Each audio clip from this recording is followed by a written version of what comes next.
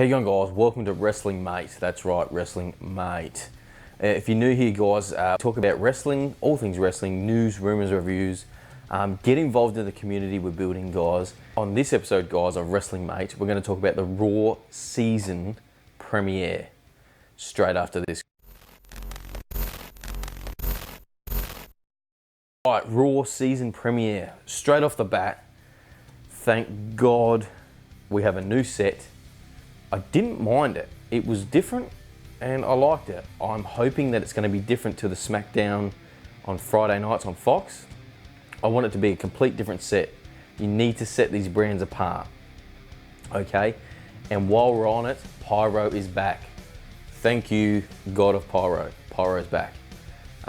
It just hasn't been the same. Like when you watch AEW shows and they've got Pyro, and then you watch a WWE, it just seems that notch down. So I'm glad it's back. So well done, guys. Good move. The Raw season premiere started with Rey Mysterio coming out and addressing the crowd. His son Dominic ringside, and he's basically he was going to hype up the main event, which was Seth Rollins versus Rey Mysterio for the Universal title. Now, he was doing a bit of a spiel, and it was going good, it was getting good reception, and then the Beast music hit. That's right, Beast, Brock Lesnar, come out, Pyro went off, thank you. Come down to the ring and I thought, here we go. What is this? Is he going to replace Ray later tonight and with belt? Like, really? He's already facing Kofi for the WWE title. So anyways, Brock got in the ring, snatched the mic out of Ray's hand, gave it to the Walrus, Paul Heyman. And the crowd was like, whoosh, like, you know, he means business. And then Ray snatched it back and I went, what? For real? So that made me sit back, and then I'm pretty sure it was Ray just went to have a word back, and then before you knew it, he was scooped up, boom, F5, that was it. And he copped a pretty vicious beatdown. The camera kept cutting through to Dominic, which is Ray's son, at ringside. And there was a spot where you seen Lesnar glance over at him, and then Dominic kind of stood up and was concerned about his father, obviously. And I thought, I know he's been training to wrestle. Imagine if he gets involved in this. And Brock got closer and closer, and you heard the commentary team saying, sit down, Dominic, sit down. And I thought, okay, maybe they are going with something. Something's going on here. And he sat down. I thought, oh, maybe that's the end of it.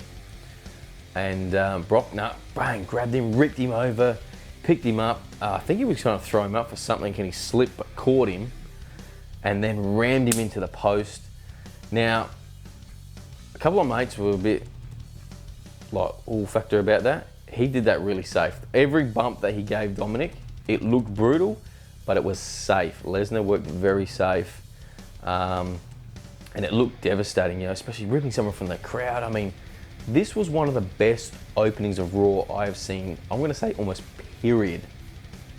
So hats off to WWE for that one. Great booking. The beatdown itself from Lesnar actually reminded me of like 03, 02 Lesnar. Like when Vince wanted him to become the real Brock Lesnar.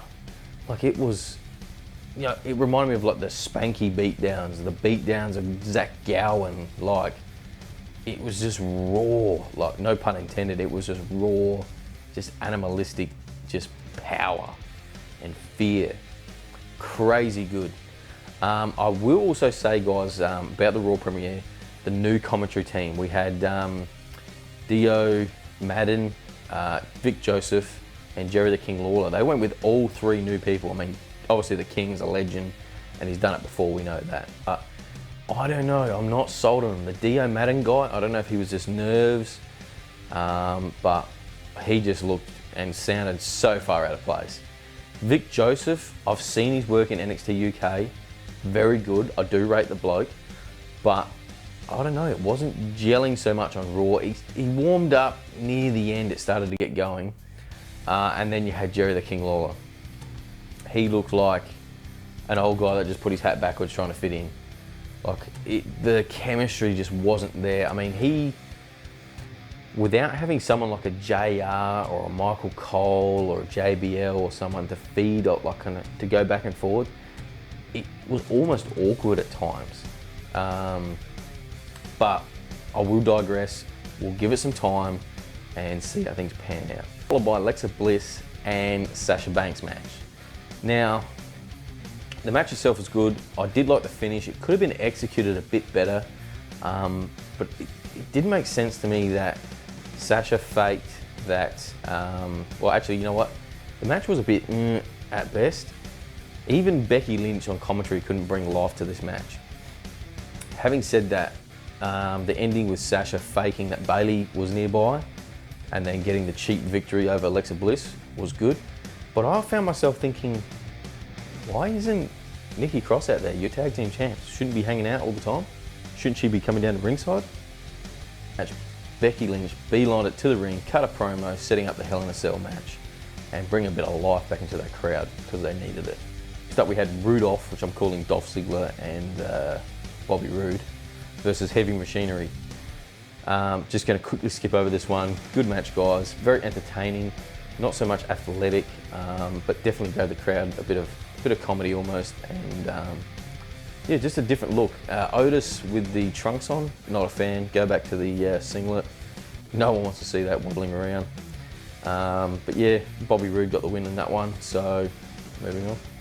Next segment we had was Miz TV. Hogan and Flair, special guests, came out to the ring, and Flair was off his rocket in this. Now, I couldn't tell if half of it was scripted or if Flair just went totally off.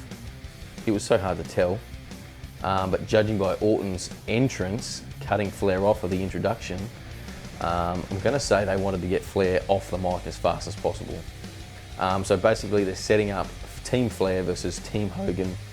Captain of Team Hogan, Seth Rollins. Captain of Flair, Randy Orton. I would have preferred them save this match for Survivor Series if they're going to do a 5-man tag. And why not use the women? Use Charlotte Flair's, Ric Flair's team, and then Becky Lynch's Hulk Hogan. I mean, what better rub could these two get from, you know, a couple of legends? Not that they really need it, but it just really establishes them as absolute stars because that's what they are. So yeah, would have saved it for Survivor Series, but we're going to see it at Crown Jewel, and it's obviously going to be a 5-man tag team match. Not sure if it's going to be elimination. I'd have to say it would be. We'll see where this goes. Then we had an Authors of Pain promo. Now, it was in another language, but if you read the subtitles, it was actually well written and actually well spoken. So I'm interested to see where they're going to go with these guys. They've kind of dropped the mask and the bulletproof vest and stuff, and they've gone more of a suit, more of a kind of underworld kind of gang mentality, I guess, or ruthlessness, or you know, being brought up in no other choice than violence. They know nothing but violence. So interesting. Hoping to see big things from there. Viking Raiders, right? Viking Raiders versus OC match. I mean, these guys could have had a 30-minute match easy, but it was pretty short-lived. I loved it. I loved every second of it. I rate the Viking Raiders. I hate the name. D'Lo Madden actually had the line of the night when I think it's Hansen, is it? Or no, it's Ivan or Ivat. He was like, that guy's like 300 pounds and he's moving like a cruiserweight. Like, he just looks like a fat guy with a big beard, but he is insanely athletic. And line of the night was Dio Madden, 305 live. My God, I almost wet myself, it was that funny. So I'm giving that guy just another chance. Hopefully he gels a bit better with the commentary team next time, but fingers crossed. Next up, guys, we had what I would have thought would be match of the night if they had given them enough time.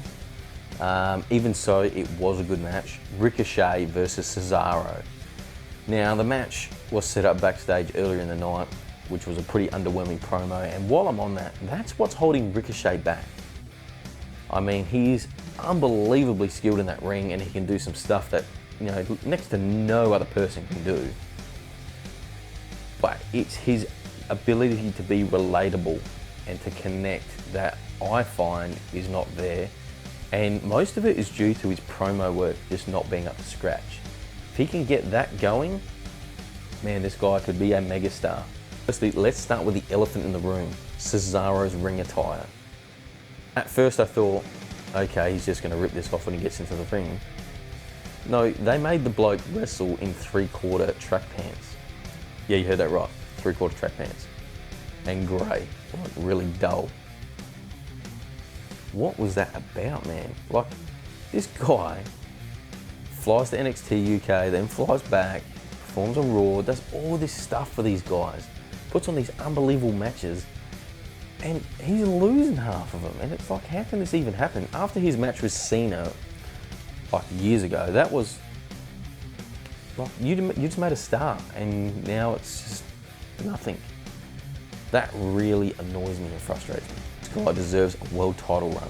I mean, even if he can't cut a promo, put him with someone that can. Or, there's got to be a way around it, seriously. Cesaro earlier in the night made fun of Rey Mysterio getting beat down, right? And Ricochet obviously paid homage to Rey Mysterio by winning with a sunset flip off the top rope into a pinning predicament, which was a signature Rey Mysterio move. So he was playing big babyface to try and get the pop and trying to avenge Rey Mysterio in a way, I guess. Personally, I just found it corny. Everything about Ricochet I find corny. And like I said, not relatable. Then we had a new Firefly Funhouse. Now, there's just so many ways you can interpret what Bray says. It leaves everything so open-ended, and it's like everything is a cryptic puzzle. And like later down the track, he's going to go, "Oh, but I did this because of this. Did you pick up this?" And it's just like, whoa, like, man, that's some in-depth stuff. So yeah, creepy as hell as usual, funny as well. How can you not love this stuff? This guy is so charismatic, and yeah, I can't wait to see more. And I can't wait to see The Fiend defeat Seth Rollins at Hell in a Cell. This was followed up by Styles versus Cedric Alexander. Now, once again, Cedric is another guy. Now, I know Heyman is pushing him.